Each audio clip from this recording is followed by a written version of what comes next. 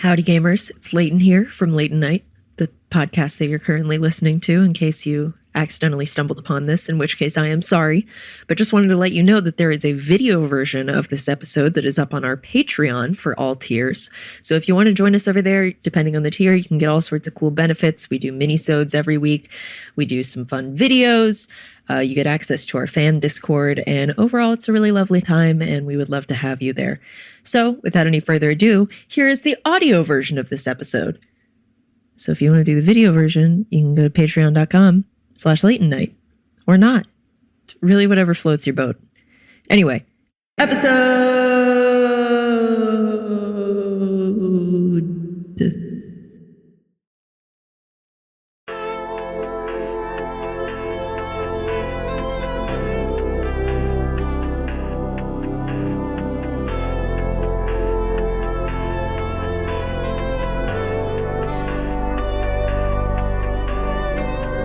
Let's continue with this items in the room discussion, because I feel like that's what the people want. Great. Well, at first I said, Leighton, I like your room. And then I realized what I really was feeling is that I like the items in the room. I see like a pink television. Yeah, your exact phrase, which I really liked, was you said to this person you've just met for the first time, I like your items. Which is about as baller a line as you can imagine. Oh, yes. I'm just trying to be more honest. Yeah. I have many items. Peruse my wares. Thank you. Yeah, that's a Disney Princess CRT that I have my VHS player hooked up to. I mean, oh, dang. Obviously. I saw the base first, which, I just see that shape and I have to say something about it. That's right. How low can you go? I like that it's still daylight over there. Hell yeah, it is. I don't, but thank you. Yeah, I would love it if it was dark. Really? Yeah, well, I don't know. I'm just warm and I want the day to be over. I like it when it's lighter earlier, but my sleep schedule is just an absolute mess. And it's really hard for me to consistently get up before like 3 p.m., 4 p.m. Wow. Yeah. How late are you staying up? I mean, I sleep a normal amount. It's just always shifting around. So usually it's like 7 in the morning. It's usually when it's starting to get light out. So like my whole life, I've been struggling to be a normal person. And it won't click. And in the winter, there'll be a lot of days where I wake up and then I have like an hour of light and I take a walk and then it's dark. I love the night.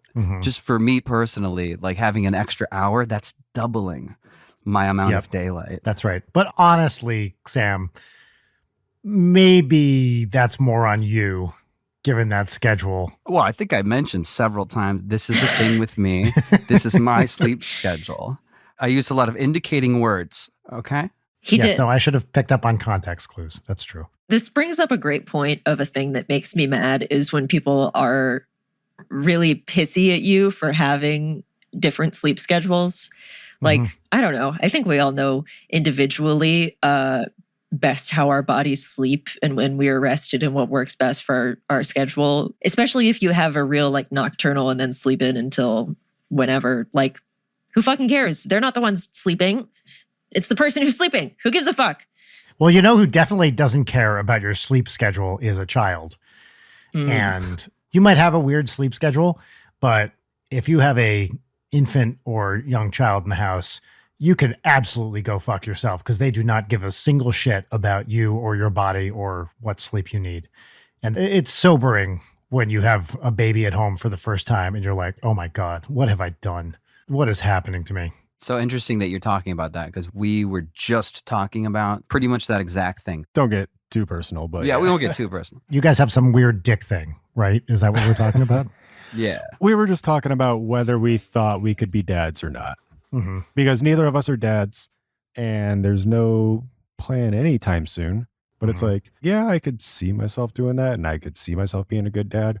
But I also look at my brother and my sister-in-law and I see how stressed and tired they are all the time and it looks rough. Yeah, it's fucking hard. Being a parent is very difficult if you're doing it well. If you do it badly, it's very easy. But that's something not many people talk about. Yeah, that's like one of the things we're saying is like some people just like straight up abandon their kids. Oh, dude, I was kind of the last in my immediate friend group to have a kid. And some of my friends somehow managed through, I don't know how, some kind of alchemy to have very active social lives and everything like that. And this was not a case of like, oh, they're just, abandoning their kid and their wife is doing all the work or something like that. Like somehow the parents, usually because they had family around, I think is honestly a big part of it, were able to maintain not exactly the same life they used to have, but not this complete destruction of any kind of fun that typically happens when you have a child under the age of 5. Yep. That's what I was always worried about, is that you're just trapped at home with a tiny kid. Now for us, it was after our daughter was 5 that we were trapped at home because of COVID, which was a whole separate thing. But some people manage to pull this off, and I have no idea how, where they can like still have fun. I do see that sometimes, like, we go to like some conventions like MagFest and stuff. Plenty of people that we're friends with have kids, and sometimes they bring the kids with them. But if not, then yeah, like you said, they've got someone looking out for them. I was telling Layden recently, we brought Audrey to a Ren Fair this weekend. Nice. And that was her first like kind of con type. I mean, it's not quite the same thing, but like con type experience. It's adjacent. Totally vibe though. Totally vibe, same type of crowd. But yeah, like I would definitely take her to other things like that. I don't think she wants to sit through a panel necessarily. No. Surrounded by a bunch of Colossus roars. But I would totally take her to something like that. But actually, MagFest is a good thing to talk about because we've all been there, right? Oh, yeah. Yeah. It's one of my favorite things. I think we've had slightly different experiences. Yeah.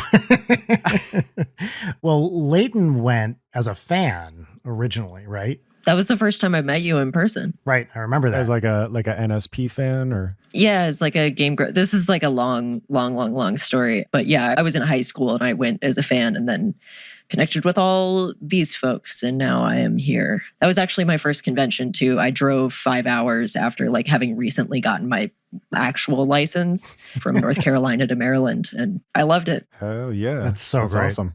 Layton, so you were a fan and you went to MagFest and you met these people you were fans of. That's when you met them and you connected through that? No.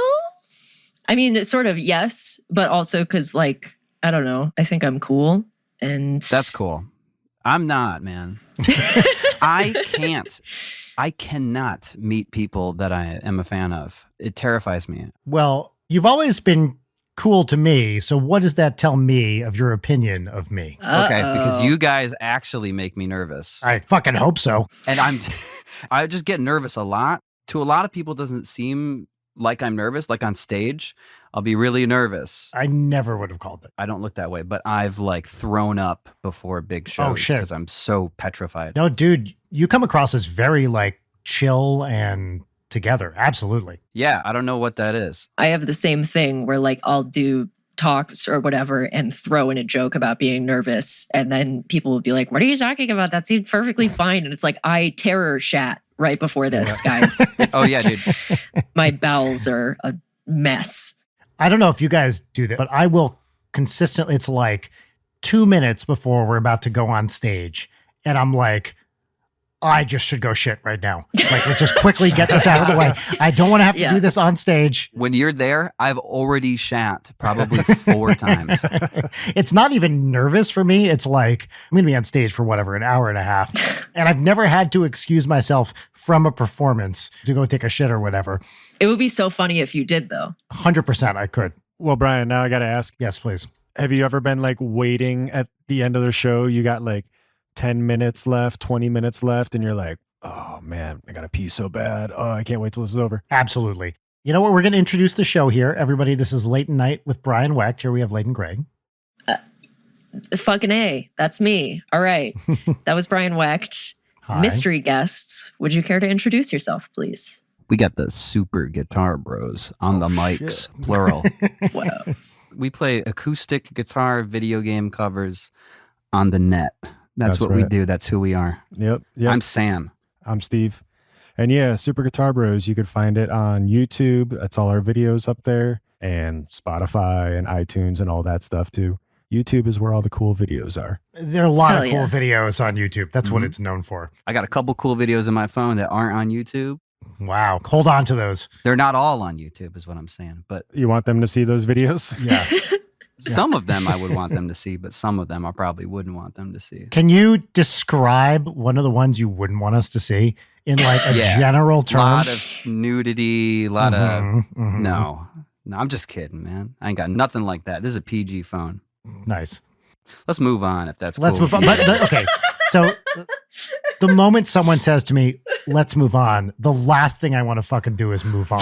Now I'm obsessed with learning more about it. I'm terrified. Sam, if you hadn't said anything, I would have dropped it and we would have gone back to the stage pissing thing. But now it's all I want to hear is I'm you telling me terrified. about the risque videos on your phone. He just disclosed vulnerability about being nervous about, talking to people or being on stage, Brian, and you're going to drill down on it? How dare you on this show? Yeah. And this is like a stage in a way. Yeah. I'm standing up for anxious bitches everywhere and our right to cower in corners in peace. Nobody look at me. Sorry, Sam. Yes, please. Your voice is appreciated and I'm listening. Thank you. I was going to say I've never felt so dangerously safe.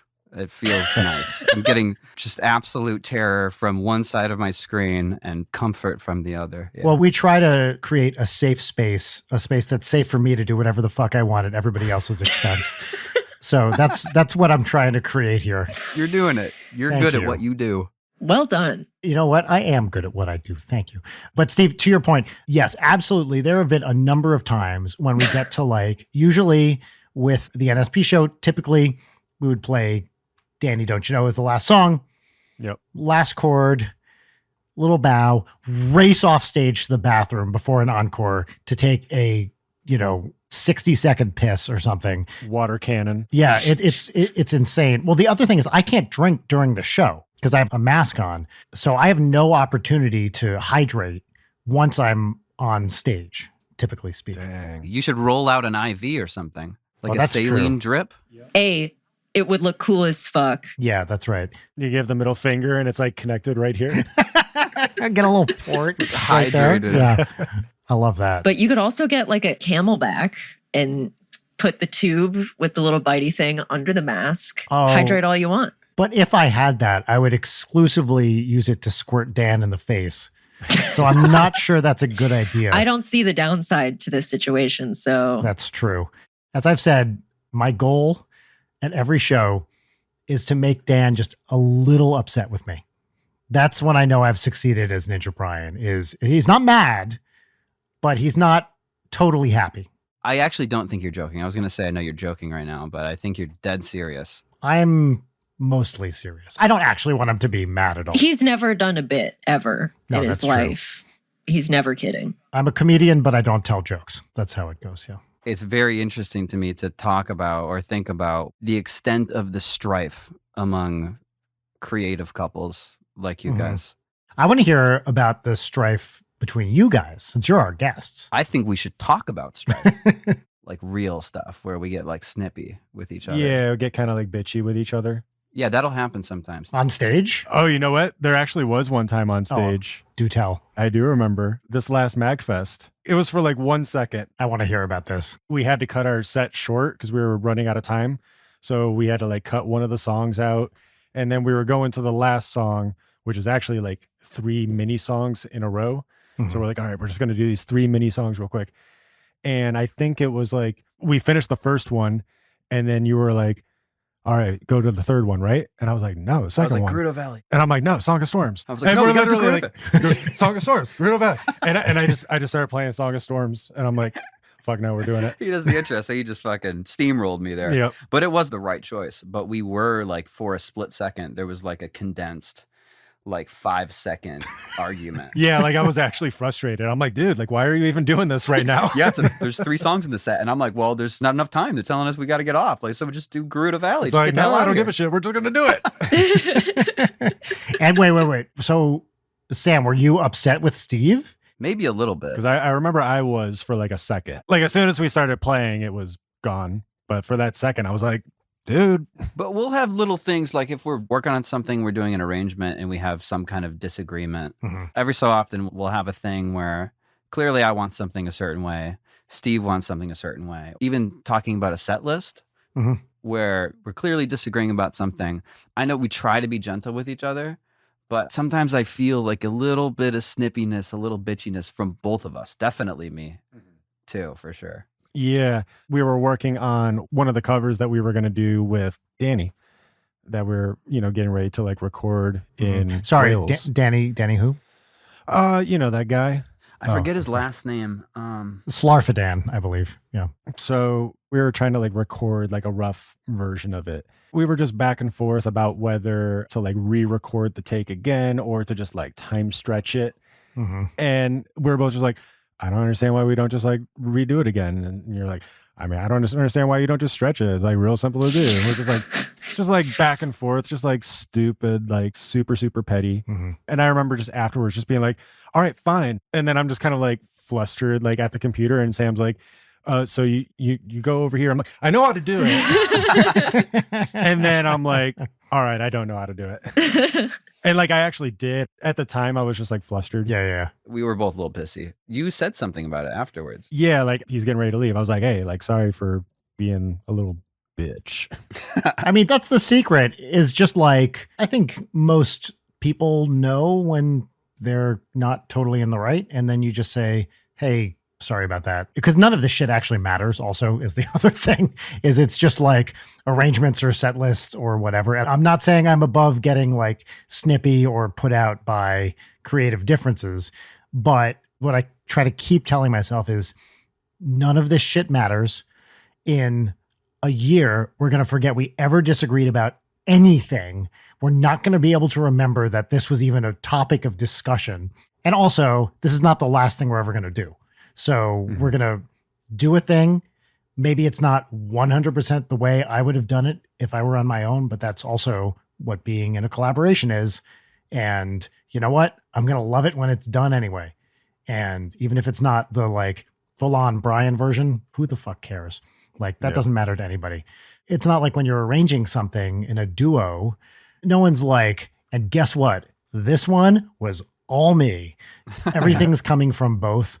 And that's the way the public is going to see it. It's not worth getting pissy about this kind of stuff. And also, if you're in a collaboration and one of the people is like, this was all me, and also refuses to take criticism or work with you or communicate about like things that have gone wrong, it's a good sign that the partnership is probably like not super healthy, because like the ability to sit and talk about things that have happened, to have the little disagreements where it isn't like an ego problem. Like when you have like a creative disagreement and the person takes it as like a harsh blow, like it's all about image rather than we're working together to create a cool thing. Right. That's problematic and frustrating. 100%. Yes.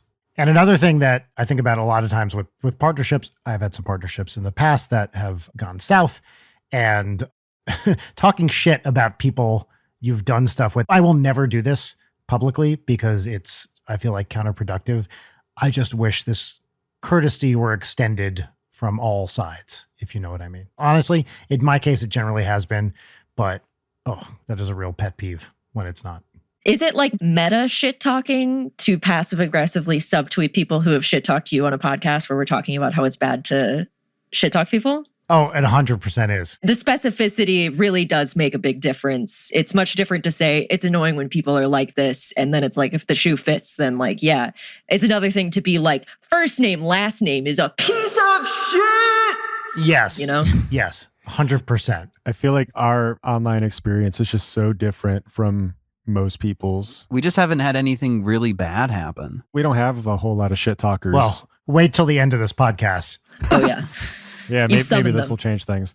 How many people watch this? Like 4? 1,000, 100,000? Talk shit right now, bro. Yeah. I love this.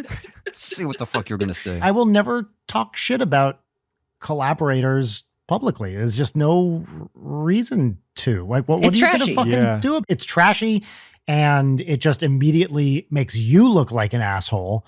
And then it just becomes a game of competing, like, oh, this person said this person said that. Unless it's something actually like harmful went on. If it's just like, yeah, we didn't really work together so well, what are you going to fucking do? Don't say anything. Unless it's like some real bad shit that like you're bringing to light. That's a different story. But if I see someone doing that, like my feeling is like, okay, that's someone I'm not going to want to work with. Yeah. If I were, and this is not a real thing, don't soundbite this, people. If I was like, I'm going to make something up. I don't know. Danny hates this song I wrote or whatever. Is that true though?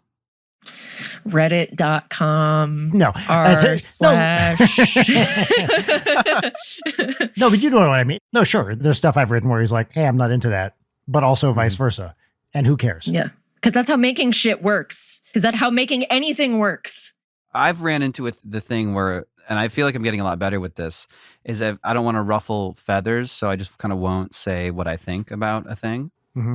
That's bad for several reasons. Because like one, it might be good input. It might be valuable input. And two, I'll get like a resentment that builds up because I'm not 100% speaking my mind. And this happens not just musically, but just in my life, just in general. No, dude. And that's the crucial thing. And this is something that was very hard for me to learn, especially as a scientist, is you need to be confident enough to express your opinions just as your own self-confidence, but also confident enough in your collaborators that they're not going to immediately shit on you for voicing a possibly contrary opinion. I mean, there were a number of times in physics when I was working on some shit or whatever, and someone's doing something and I'm like, I think that's wrong. Yeah, I don't know. I'm not going to say anything. I don't want to cause a problem, blah, blah, blah. And then like 30 seconds later, some other collaborator is like, yeah, that's totally wrong. And I'm like, fuck, I should have trusted my gut, you know? Yeah. And that's just a self-confidence thing. And it happened to me all the time in science. And in science, it's harder because there's like a right or wrong answer, right? Yeah, I mean, I feel like That's true. the underlying philosophy kind of has to be like we're always trying to correct each other. That's right. That is the way it generally is. And, you know, emotions get involved because it's a human thing. But generally speaking, I had a number of collaborators who we'd be arguing passionately about something, some physics thing, and then everyone's cool. Like it's this strong disagreement. And then it's like, okay, we're going out to dinner. Let's go eat something. Literally, forget all the fucking facts or knowledge about the universe, whatever I learned in science. Literally the most useful thing I learned was how to have a super intense disagreement about something and still have a great relationship with someone. I fucking love that. Yeah. Like, I feel like that kind of thing makes sense. Or if like you and I disagree about stuff that we're working on, you know, we could still be friends after that. But when it comes to the political side of it, it's definitely not that cut and dry. It's a lot harder. Yeah. I actually like it. I'm fairly liberal in the way I think about stuff. I got like a uber conservative friend, and we'll talk, we're buddies, and I really enjoy just having the respectful disagreements. And it feels good to me to be able to disagree with somebody and then still be cool and chill and have love for each other. Yeah. I find that is possible as long as you can have like a thoughtful conversation with someone. Yeah. The problem I get into is when it's like wall. And you're like, no, just like, let's talk this through. And some things are like that because of ideological stuff. Some people just believe stuff and you're never going to change their minds. End of story. What are you going to fucking do in that case? Like, and sometimes their beliefs are harmful and actually causing damage to others. That is a lot harder person to kind of remain friends with, even when you disagree strongly, if it becomes like a human rights issue. It definitely depends on the nature of the disagreement. It depends on the way that they're communicating with you. And I'm sure sometimes it does depend on the subject. Yeah. I mean, human rights, I think that's kind of what it comes down to. If you're disagreeing about human rights, that's like, yes, I feel like there's no like two good sides on that. I think that's generally correct. Yes. I always think about, and like, I think it's true that most people, regardless of what side they're on, really do think they're doing the right thing and think the other side is doing the wrong thing and the one causing the harm. That's what I get hung up on sometimes. People legitimately think that they're right and they're doing good for themselves and humanity or whatever. And most people you meet, even very hardcore right-wingers, probably, and I hope this is not a controversial thing to say, if you met them one-on-one, they would be very nice to you. They would be perfectly civil. And then when it comes to these ideological things, When it's more anonymized, they go really off the wall. I believe that most people, when you talk to them as people, you're going to have a great conversation. And, unless they're like really racist or something like that, that's going to be a different story. Sure, that's just kind of full stop. Okay. Of course. Yeah. Like if someone wanted to agree to disagree with you on that might be a little tougher. That might be hard. Yeah, that'd be harder. Yeah. But if it's like fiscal policy or something, it's like, okay, well, we can disagree about many of those things. I want to totally get away from politics for a minute. We have some musicians here. You can talk about music. Let's fucking talk about music. Let's enter the tone zone, guys. Oh, well. Welcome to the tone zone. Well, it's interesting, actually. So as acoustic guitarist primarily, what is your relationship with tone? You're not going crazy with a pedal board most of the time, right? Tone for me is just way more in like the way that I'm playing things. Even just like different strings have different tones to them. So it makes a difference whether I'm playing something, on these high strings down here or whether I'm playing them on the fatter strings, but it's like way up here. That gives it a little bit of a fatter tone there. Yeah. But no like crazy manipulation kind of stuff. Right. I could do some manual delay. That's pretty cool. So Steve plays steel string, and I play classical nylon string guitar. And traditionally, especially nylon players, just that tradition, they're obsessed with tone specifically. Oh, tell me about it. Getting a really, really warm, round tone without any like clicky nail sounds. And that depends on, it's the instrument and the strings and the fingers. And like the fingers, the nails. Yeah, mostly the nails and the way that you're striking the string. Usually, traditionally, have spent like a lot of time thinking about that. And I think kind of obsessing over that, maybe too much. I think that could be dialed back and like other things could be focused on. That's my experience with classical guitar players in general. But I feel like even now I'm learning things about how to shape my nails. Wow. I know it sounds so nerdy. Wait. I want to hear please everything go about all this. in. I want to know everything about this. Yeah. All right. So tell us about your nail routine. So I got all real nails right now. Those look like reals, yeah. And just over my life playing guitar, I've gone through a lot of different shapes and lengths, different kinds of nail files. Right now, I've settled on sort of a shorter nail. The same conversation could be about my dick, by the way. Thank you. I want to add to that, but yeah, this is like a glass nail file. This is a very those are legit. Yeah. expensive Oh, wow. tool here. Yeah, glass nail files are like the best. Yeah, they're amazing. The normal like shitty nail file, the grains are like on top of the surface and you grind them down. Glass ones, it's like etched into the actual glass, so they last really long. This conversation rules. I'm so excited. Does it really? Yeah, absolutely. Okay. I'm not being at also, all facetious. You feel this is fantastic. So badass with a glass nail file because it is like, if pressed, I could use this to kill someone. You could. Oh, absolutely. Yeah, absolutely. Yeah, this shit is sharp. So anyway, it's a combination of a couple things, right? It's like the nail can sort of inform the way that you would like to strike the string. Look at you. Yeah, scratch that cheek. Look at that. I need to stop scratching this cheek. No, I love it. I need to not scratch my cheek because I have this like irritation because I played VR like a whole bunch. This is a totally different. No, that's fine.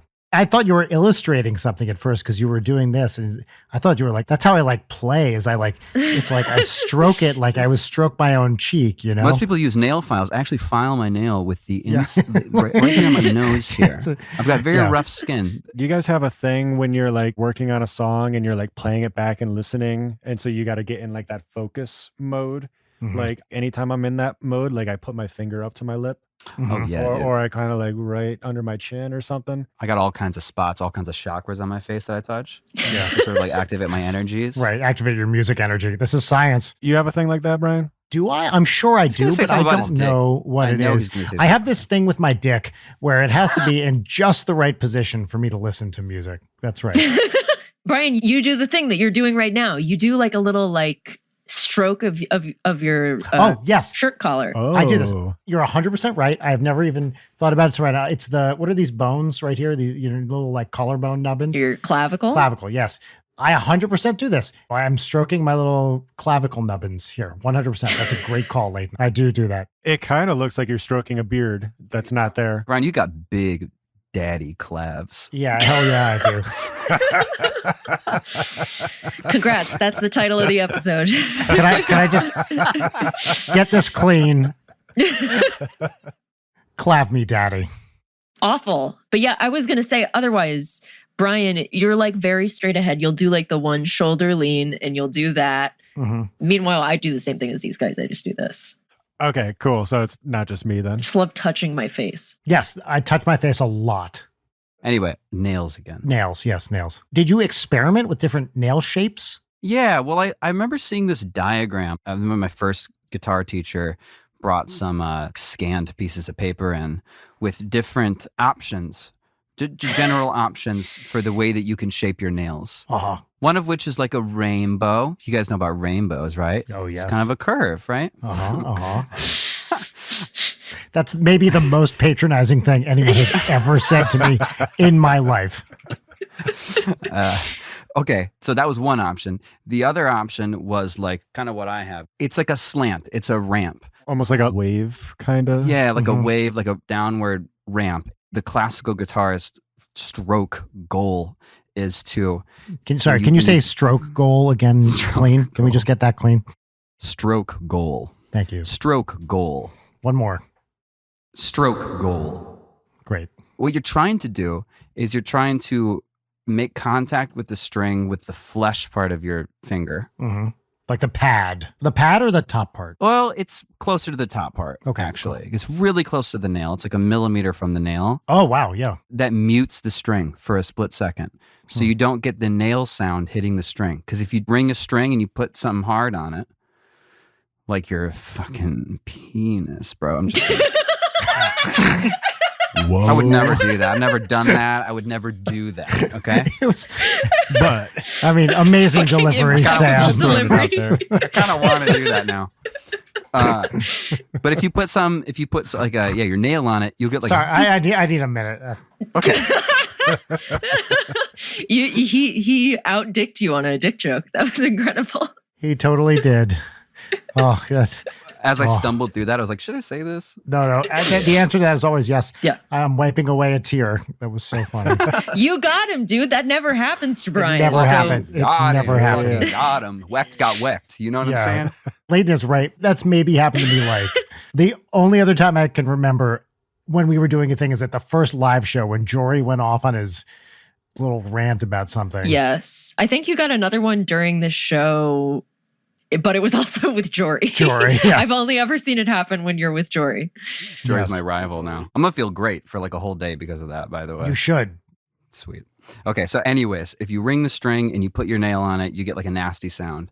So you're trying to make the string touch the flesh. It mutes the string.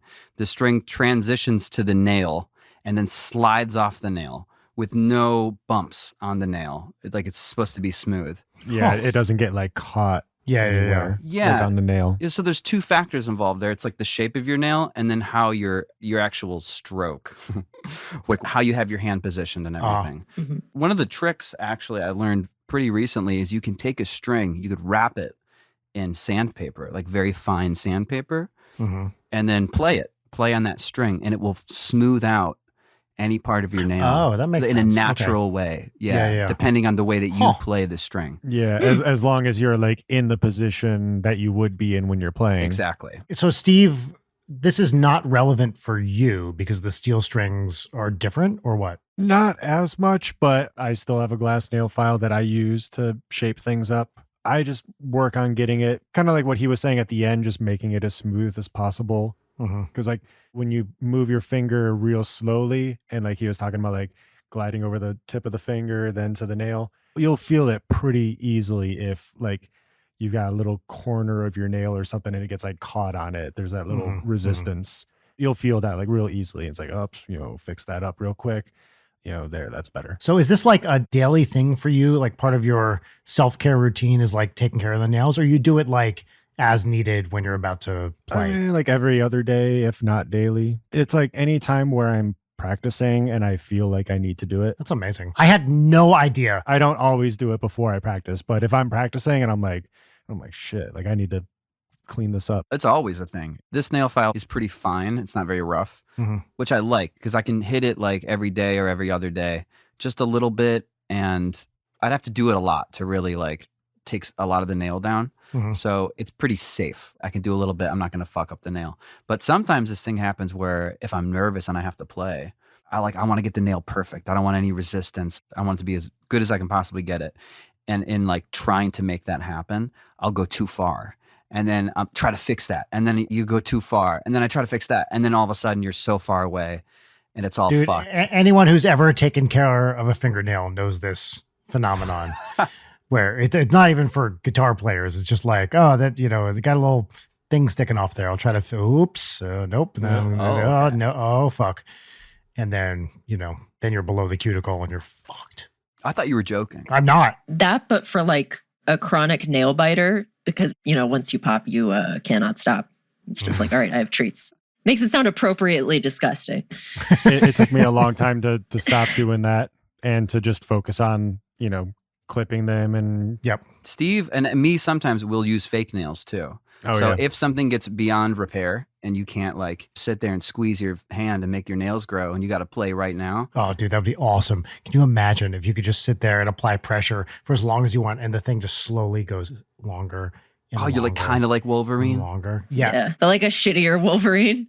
Yes. Yeah. For my purposes, it'd be actually great. I would rather have that superpower. It's kind of like a dispenser. You just kind of squeeze them out. Yeah, just squeeze them out a little bit. Oh, that's right. Toothpaste. Oh, like toothpaste. That's exactly you guys what I know was thinking. toothpaste, right? How you squeeze toothpaste out of it. Are those like rainbows? Wait, so do you use fake nails? I say visibly having fake nails on. Yeah, you're a great person to ask that question because you have fake ones on. Yeah, that I literally put on not an hour ago. This is very rare for me. I haven't had fake nails in like 2 years. So weird timing. Interesting. Just for funsies? Because probably talk about this later in the episode, but Brian and I and a bunch of other people will be at an event over the weekend that I wanted to look nice for. Oh, shit. And I thought it would be fun to have fun nails for a weekend because I really like acrylic nails. They're super fun to have. They look badass, but after like the first 2 days, it's like, what the fuck? I have shit to do. I think people overestimate how difficult it is to do things with like long acrylics. I bet. It's not that hard. People are like, how do you wipe your ass? I don't know, the normal way? What the fuck? The answer is never. Yeah, like... Typing is always the one I wonder about. I'm a mechanical keyboard enthusiast and I got like one of these bitches and it's fine. Oh, like it takes me like an hour to be like, okay, yes. I intentionally shortened the ones on this hand so it doesn't interfere with my gaming. It's important to me. Awesome. What up? Great. Yes. Anyway, yeah, fake nails. They're like $7 ones from Target that come Monday, I will rip these off of my hands and then go back to nibbling on them like the little rat I am. I actually, when I was little, I would like just be really lazy about cutting my nails and they would get all long and I would be like embarrassed that they were long. And I tried to get into the habit of biting my nails and I couldn't get it to stick. I mean, that's a good thing. Wow. Yeah. I had to get that habit to unstick. How's it feel to be God's favorite? I kept trying to start smoking, but it just wouldn't take.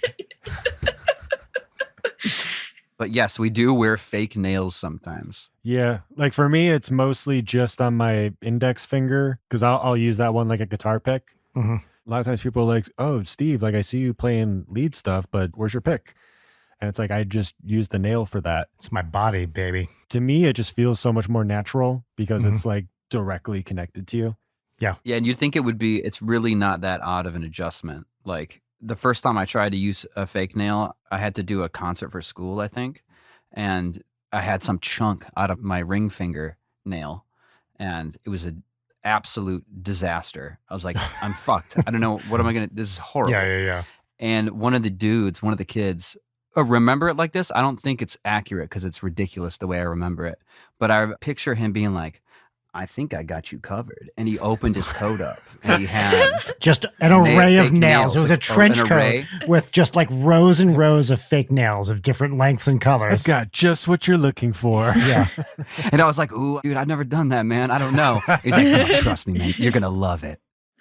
And so I did it and it was amazing. It was like the best that finger has ever felt. And now he's addicted. You've been chasing that high ever since. So one of the things that's amazing to me about classical guitar is how precise it looks compared to any other kind of playing. It is. You have all these different hand shapes and positions. And watching you guys play, it feels more complicated than watching, like, I don't know, a pianist or a flautist or something play. It just seems like there's so many different precise motions and positions you have to learn to be able to crush it. That seems accurate? It is. It's way harder than anything else, and we're extremely skilled. You see what I'm saying, though, right? Yeah. I definitely know what you're saying. And I used to skateboard, and this is going to tie in. And like when I was a kid skateboarding, we would make fun of rollerbladers because it looked like there was less skill involved, right? They're attached to your feet with a skateboard. You got to learn to get it airborne. You don't just jump. But the thing is I feel like if you put the same amount of work and effort and time into skateboarding versus rollerblading, you're going to reach a different place with either of them. It might be doing flips or something as a rollerblader. So I've always felt that it's all kind of arbitrary what you're doing. Like the pinnacle of skill looks different depending on the discipline. I think that's fair. I actually started playing electric guitar. That's how I started. And then I moved to like steel string, and then I started playing classical. And I remember with electric, I just felt like I had plateaued and I couldn't break through. I always wanted to be like a shredder, but I felt like I couldn't do it. That's interesting. It's funny that you went electric guitar, then steel string, and then nylon. And then I went electric guitar, nylon string, steel string. And then you met in the middle. And I'm sure you guys have talked about this a million times. What's the connection? How did you guys meet? It was like 2007, I think. And I had just become friends with someone, this girl named Jess, who Sam and Jess are childhood friends. You know, their parents were friends, so they grew up together. And Jess plays guitar and she sings and, you know, writes songs and stuff. So she was like, hey, like I'm going to play this show at this coffee shop. You should come check it out. So I went to the show and Sam was performing with her. Like she was doing like rhythm guitar and then he would do like lead guitar, like classical kind of stuff. Just kind of cool little like decorations, little Samisms. And I was just like, holy shit, this guy's fucking awesome. I definitely got to talk to this guy. And so like we were chatting after the show, and it honestly, it kind of felt like it was the same sort of energy as like working up the nerves to like ask a girl out. And I'm like, hey, you know, like I play classical guitar too. Like we should hang out sometime and jam. And Sam's just chill. So he's like, oh yeah, that'd be cool. And we started hanging out and just like pretty much right away just became like best friends. That's awesome. Just like hanging out a lot. Yeah. And jamming and stuff. I love that. It's such a cute story. Yeah. It just makes me feel. I really was like nervous. I was like, oh shit, this guy's like really good. The way we started doing what we're doing now is we would just like chill and listen to video game music. We were just obsessed with video games and by nature the music. And we will play guitar. And so every so often, like Steve would be like, hey, I figured this shit out. Check this out from Zelda or whatever. I'd be like, hey, I figured this shit out. And we started to kind of jam together, mess around, video game stuff.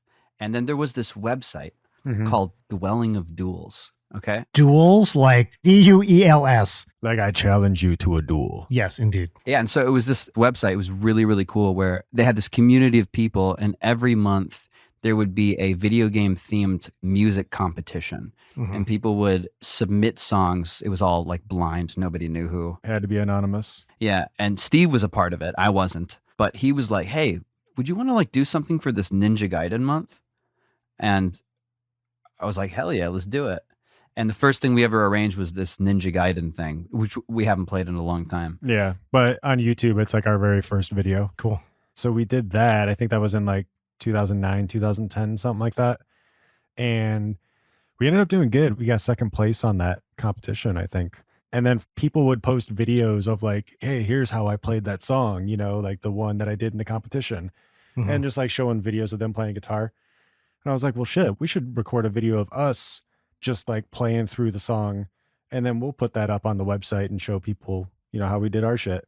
Like that was all we were thinking about. Or at least that was all I was thinking about. It was like, it didn't even occur to me. They're like, oh yeah, and maybe other people on YouTube will watch it too.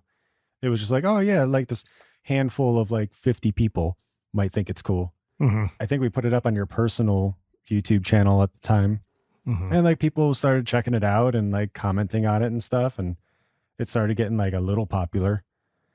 And then I remember at one point you sent me something, or you told me about something. You're like, dude, you got to check this out. And it was a video of like two guys. They looked like they were at like a show and tell or something, like some kind of school thing. Well, this sounds hot already. Yeah. Wait till you see what they show.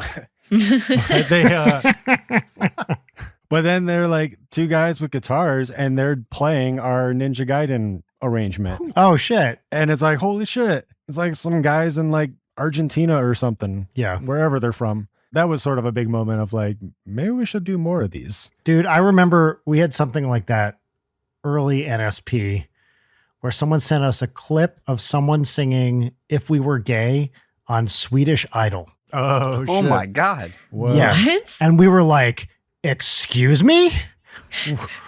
What? So on Swedish crazy. TV, some guy, his audition piece was If We Were Gay. And Oh we my were goodness. like, Holy shit. wow. I mean, that was like pre-Grumps or anything like that. That's like one of your like first videos, isn't it? Did he Yeah, win? no. He did not. Oh, He did Canceled. not. We didn't win our Dwelling in Duels, so that's right. So this is like 15 years ago almost. My God. Is there video of that online anywhere? There probably is some video of this somewhere, but I don't know where. It's been a long time. Found it. You found it already? Yeah, immediately. Holy shit. is it on YouTube? Yeah. Oh my God. 2013. Whoa. Okay, so it's entirely possible that this guy was not doing something cool with this. Dang. It's possible. It is possible because that dude It was certainly mad. seems The that judge way. was Yeah. angry. From that reaction. So I do not want to endorse this, but it was cool that it was on Swedish TV. Yeah. It's only got 60,000 views. Did he say like as Brian blows a dude or No, whatever? Like, I think that was the name of one of the judges, which was why the guy got mad. Oh, that's why I got mad. Oh. Anyway, we were excited that our song was on TV somewhere. yeah, that's wild. I can't believe Leighton, I haven't told you about that before. The NSP SEO is great because now all YouTube is going to do is going to give me NSP videos and I'm going to be like, Hell not yeah. interested. No, watch him. We need the I've seen numbers. the best. Our numbers are I've seen the best. dipping. Watch them. We need the views. No. I think we should move on to segments here. It's time for segments. And our first segment it's our pop culture recommendation segment. So this is a part of the show where you get to talk about something you've been enjoying recently. Maybe it's a book, maybe it's a movie, maybe it's a video game, maybe it's, it's just some video you watched on YouTube. Could be absolutely anything. The theme song for this show is really something special. And I do encourage you to check it out. We're going to add it in post. I tell this to every guest every week. You're not going to hear it live here. We will add it in post. And so you can listen to the episode if you want to hear it. I encourage you to do that because it's one of the better things I've written. And I'm really quite proud of it. But you're not going to hear it here today. Yeah, sorry. Is there a question? No. I'm just saying we will. We're absolutely going to listen to this. Absolutely. You will go back and listen to it? We will go back and we will listen. Absolutely. How can I trust you? I'll,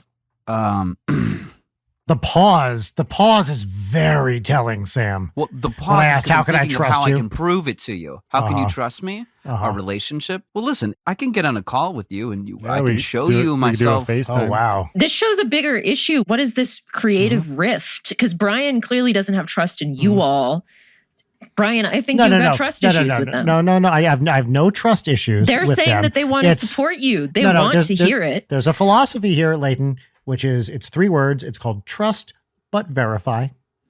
So I trust Sam, but also I recognize that people get busy. I'm not saying this is a malicious action on Sam and or Steve's part.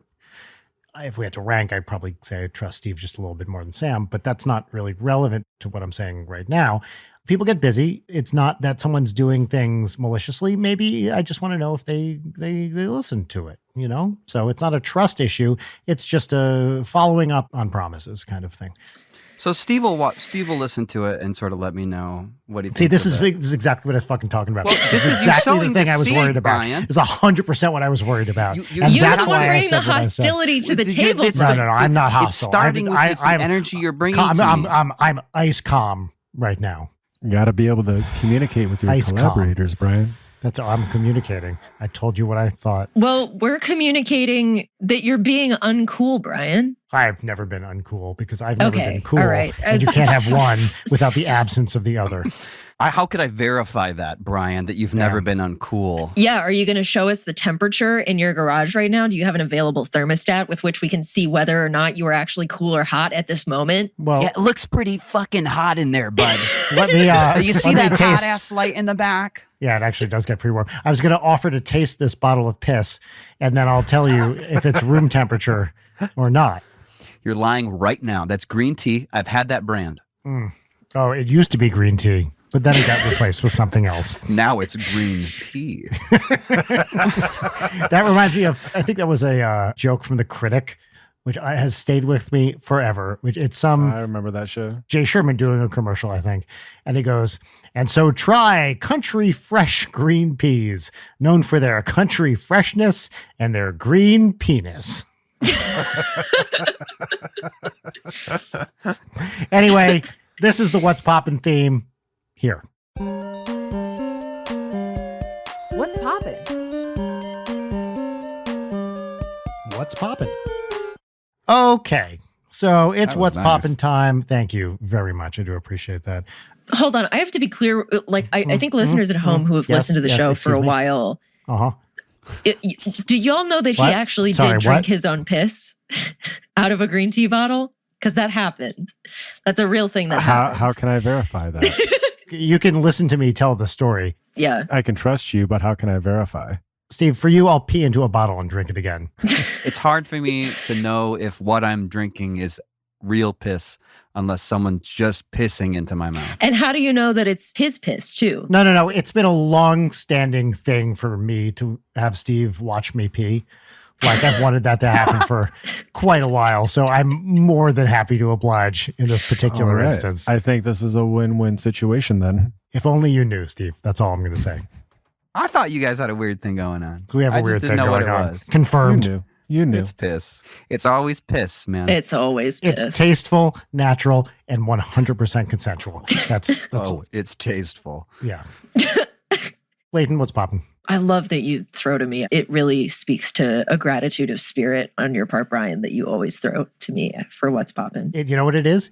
It's trust, because I know you're a professional and you're going to be prepared and ready to go. All right. Well, what's popping for me is it's pretty hot and new. And I know that most gamers don't stay on top of trends like I do. I feel like nobody's really heard of this. Nobody's really played it. I reiterate, it just came out.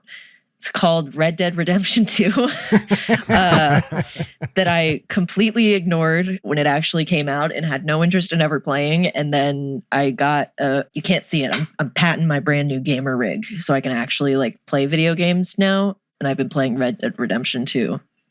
It's great. I love it. Hell yeah. Cool. I've been tempted on NSP for whatever it is, 5 years now, to make a Rad Dad Redemption joke. By a joke, I mean just tweet that phrase. Mm-hmm. Someone must have done this by this point, correct? Tonight. Tonight. Yeah, you know what? I'll put it in the notes. Yeah. Anyway, yeah, I don't know. It's great. I love showing up super late to everything, especially a gamer thing that people have strong opinions about. Love being late. Love patting my horse. Is that like anybody make that, like your name has late in it?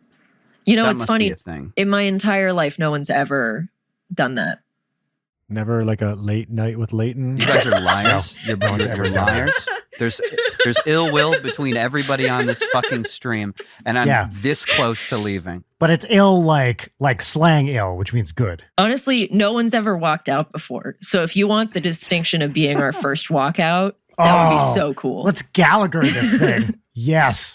That would be amazing. I want to do it for fun, but it would not be real. Yeah, we can't do it not fake. I real, appreciate right? It's that. not- See, and that's why I trust you guys, as I Right. said Anyway, before. so what's popping for me is Red Dead Redemption 2. What's popping? Insert name here. Yeah. Sam or Steve, go for it. Mine's pretty basic. I just saw was it Everything Everywhere All at Once, whatever it's called. Yep, you got it. That was freaking awesome. Oh, cool. I've been meaning to see that. Yeah. Yeah, the kid from The Goonies is in it. Yes. I didn't know until like halfway through the movie. And just like a particular spot where he like screams in a certain way. He's like, no, shut up. And I'm like, that's Data. It Yep, just like Data. clicked all of a sudden. Data and Short Round. Yep. Same thing. So yeah, it was really, really cool to see him like back in movies again. Oh, Data in the Goonies was one of my inspirations as a child. Oh my God. Just being like so smart at a young age. All the contraptions and the thinking about stuff. I love Data. I wanted to be Data. Yeah. Do you have any like boxing glove springs or No, I was. slick shoes or anything? Oh, dude, what I wouldn't give for slick shoes. Yeah. Oh, I love slick Yeah. shoes. And Jaws of Life. Jaws of Life, right? Isn't that what the chomping teeth were called? Saved by Jaws of Life? Yeah, the little like nipple pinchers. Yes, with the spring on it. Yes. Yeah. Anyway, I played a shit ton of Stardew Valley over the last maybe like Very Hell nice. 3 months or so. And rules. it's just so fun. And I never do this. I look stuff up and I want to optimize everything. I was like, I'm not going to do that at all. I'm just going to go in totally fresh. I don't want to know anything. I don't want to know the best crops to grow. And it was just a really nice, peaceful experience. And now I'm sick of it and I don't want to play it anymore. In like 8 months, you'll open it back up again. 100%. That's exactly right. Yes. Really? That's exactly that's how what I am happens. with like that type of game, and really any game where I will hit it hard for like short period of time, be like, all right, done, never touching it again. And then it just keeps, that's the gamer's curse. Dude, that happened with Animal Crossing with me. I'm like so done. Not the start again. I didn't have that. I was all into that shit. And then one day I logged in there and I was like, there's absolutely nothing for me here. I never want to open this again. And I didn't. Yeah. Mhm. The only time I play Animal Crossing now is if my niece wants to play and she wants me to come visit her island. Yep. Otherwise, like every time I get back into the game, it's like cockroaches everywhere in the house and just like letters in the mail. Nintendo also decided they were done with it as well. So Yeah, they had like their last update. not for Pocket Camp though. More like Old Horizons. Am I right? Brian, let's get your thing. Yeah. Wow. That was, I mean, talk about DJ voice. My thing, again, just like Layden, very hip new. Don't steal my bit. I'm agreeing with you. I'm building on what you did. It's not stealing. I even fucking credited you right there in the introduction. So just like this bit I invented where I do something that's old, but call it current.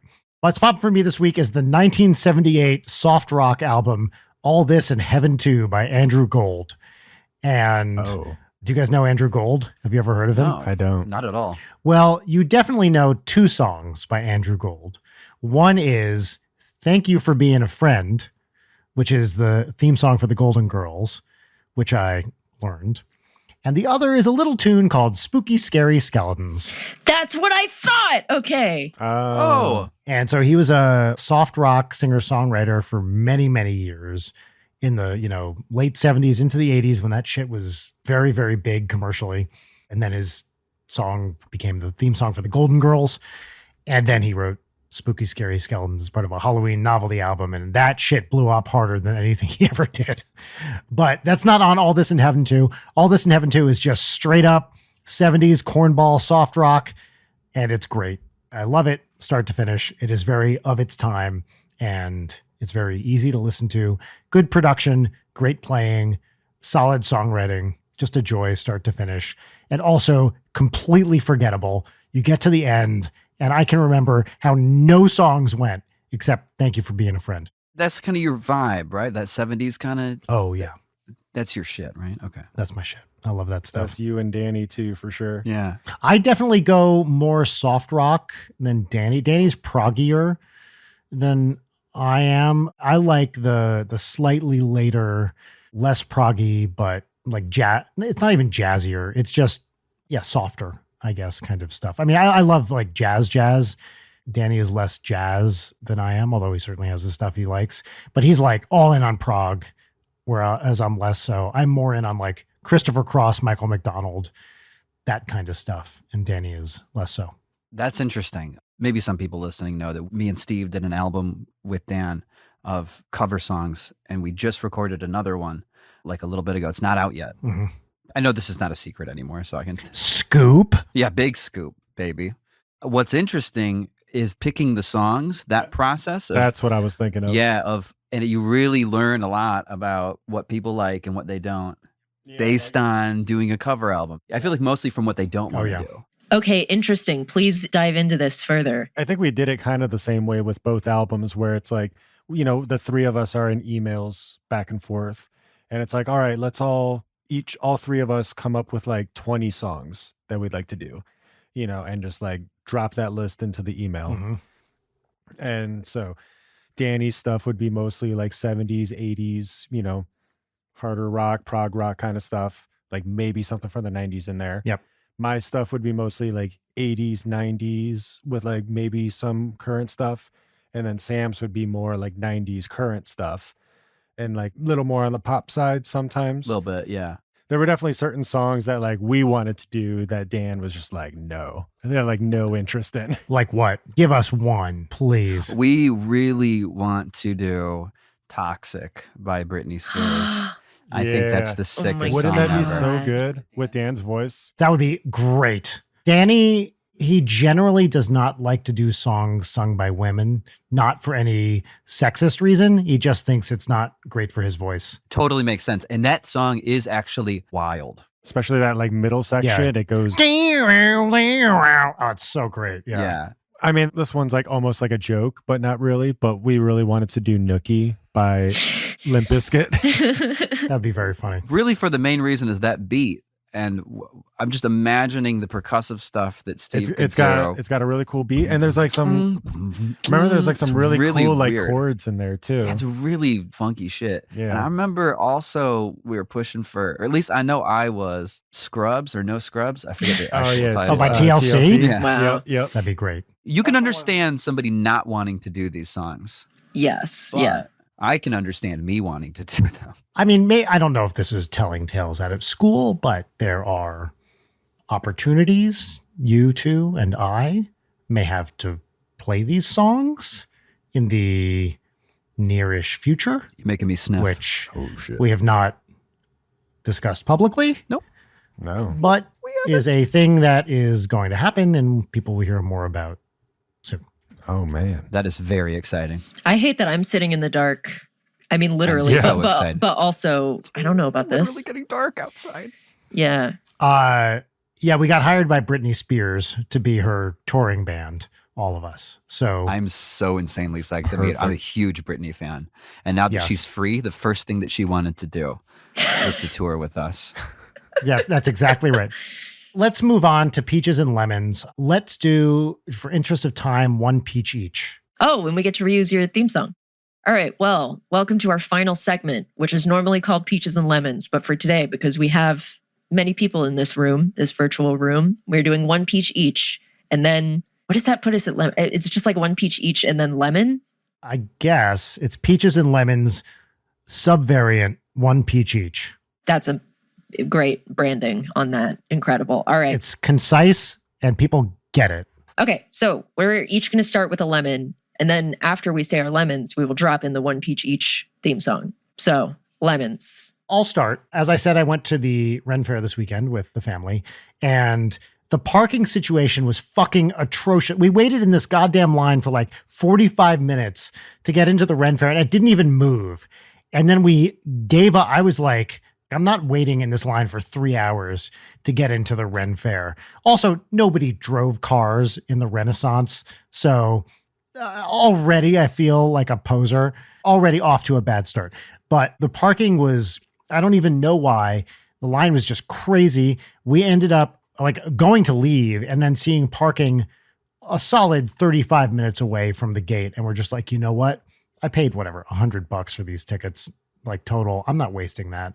We're just going to park and walk. Classic dad move. Although honestly, it was really more Rachel's call, but I was just like, you know what? This is a very dad thing. I paid for this. We're going to fucking do it. And I don't care if we have fun. So we parked, we walked 35 minutes to get to the entrance of the Ren Fair. We had a great time there, but oh man, sitting in a just stopped line. Well, you couldn't see. This is the thing. You couldn't tell how much farther you had to go and how much longer you would be in the line. So it's like, are we halfway through this or are we like barely even starting? Anyway, minor annoyance.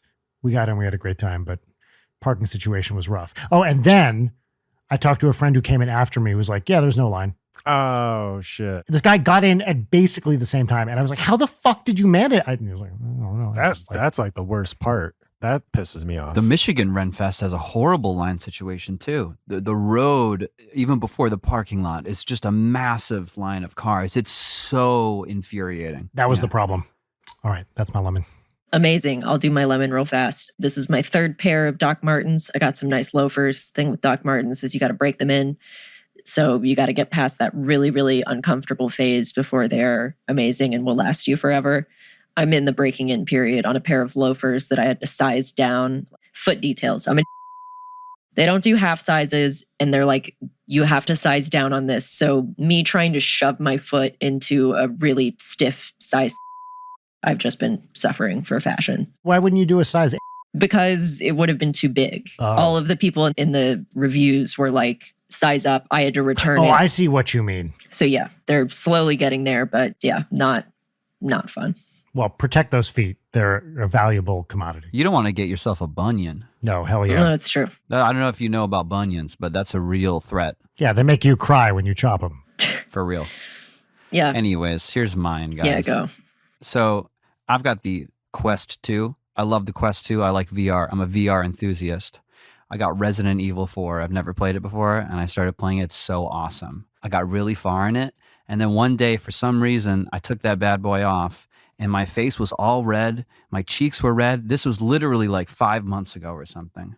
And ever since then, no matter what I do, my cheeks are a little bit red, and they're always fucking itchy. They itch every day, and I want to itch them.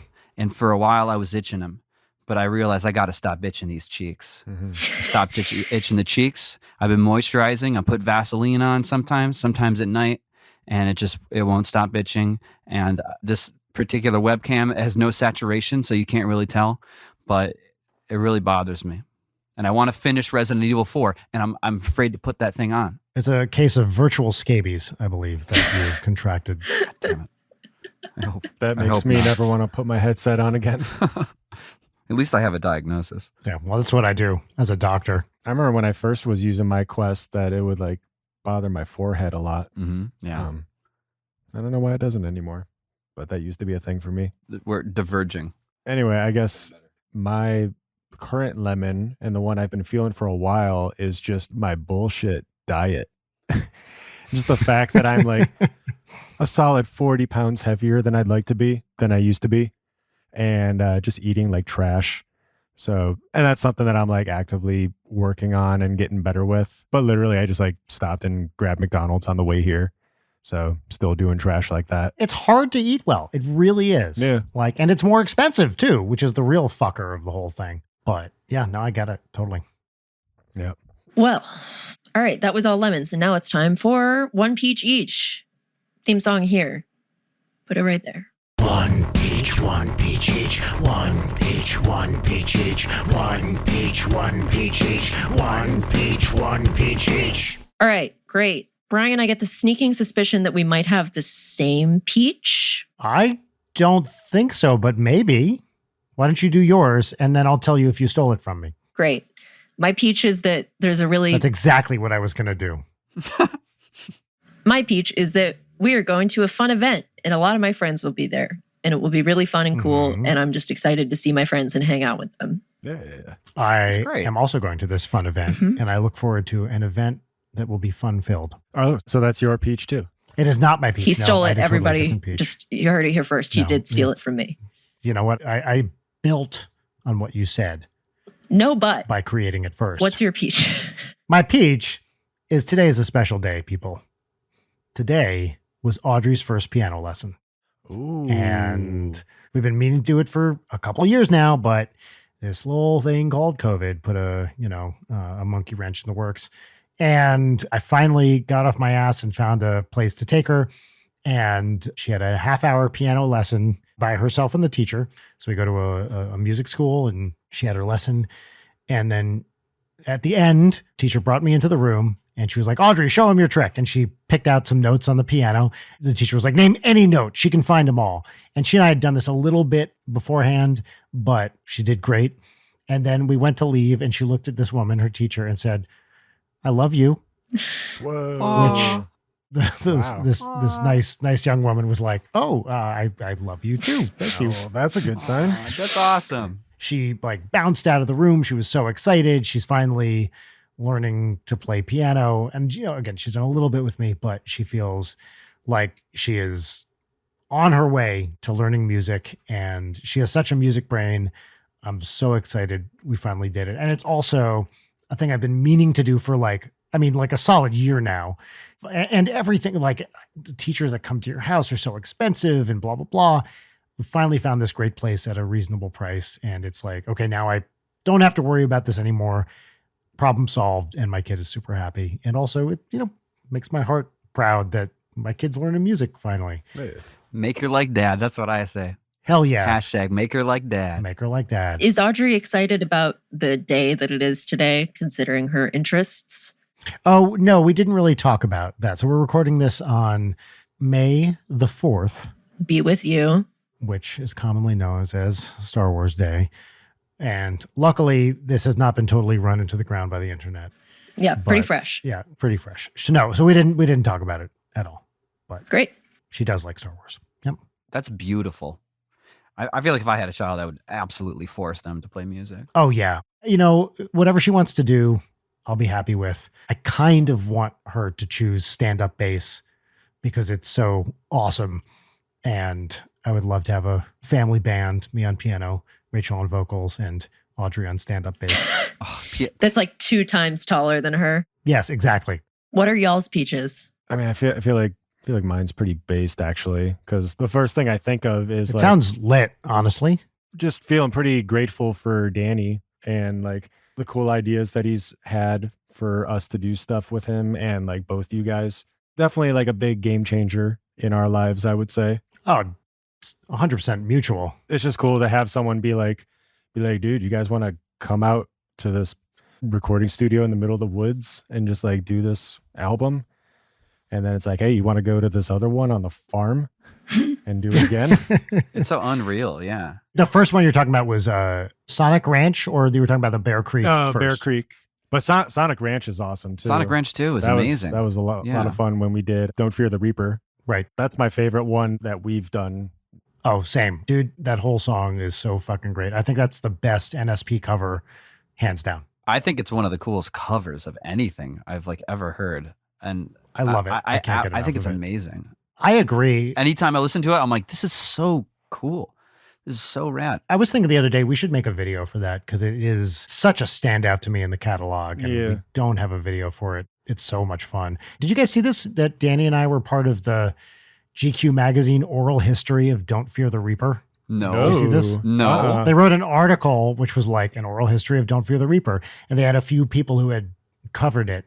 And the guy interviewed us about it. Oh, that's awesome. I would love to see that. If you Google, DQ, DQ, that's GQ. Yeah, if you Google DQ Grill and Chill, you'll find where I hang out in my neighborhood. And then while I'm eating a dilly bar, I'll discuss it with you. Oh, so you're a dilly bar heathen, no dipped cone? No, you know what? Actually, I'm 100% Blizzard, which I don't like the dip. I mean, dip cone is Who fine. are you? I just prefer a regular cone. I'm America.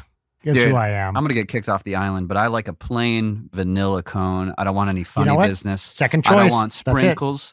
I don't want dips. I used to do dips, and I realized I'm enjoying this more after I've eaten the dip part of it. Yep. First choice will be like a Heath bar or an Oreo Blizzard vanilla. And then second choice is just a straight up vanilla cone. Absolutely. Couldn't be with you more, Sam. Hell yeah. But Steve, to just finish what I was going to say, it's been incredible working with the two of you. And we have so many more cool things coming up that I'm excited for.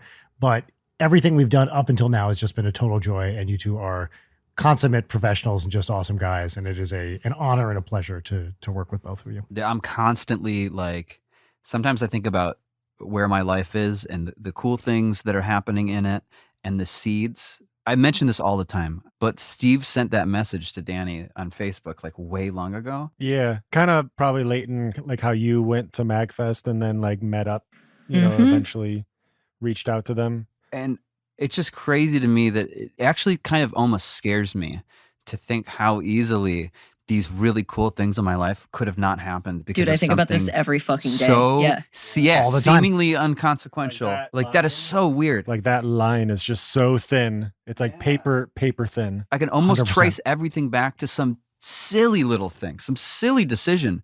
I walked this way instead of that way. Yes. yeah. Well, even the way that we met, at least on my end, because on your end, it was just like you and Jess, like childhood friends.